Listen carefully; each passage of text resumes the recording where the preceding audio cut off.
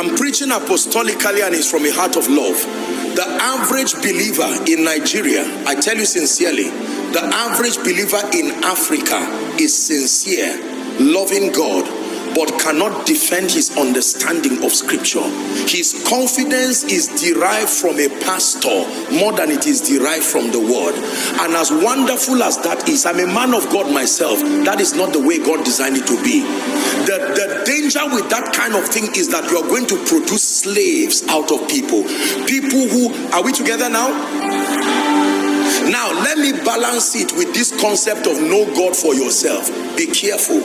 That statement looks very spiritual, but be careful. There is a layer of deception on that statement. Listen to me again. I understand the thinking of people who say know God for yourself, meaning that the veil has been torn.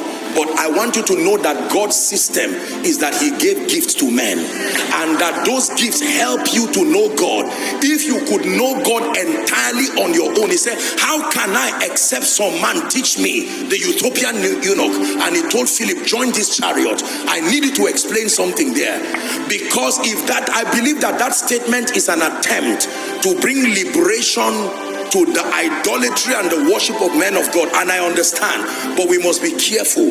If you do not have a teaching priest and one who stands to help you and shape your spiritual understanding, you may not attain to stature and maturity accurately, because the things of the spirit are not discerned scientifically.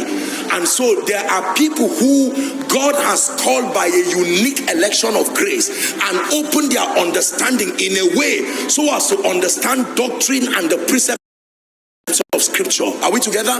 Not because they are more prayerful. It's an election of grace.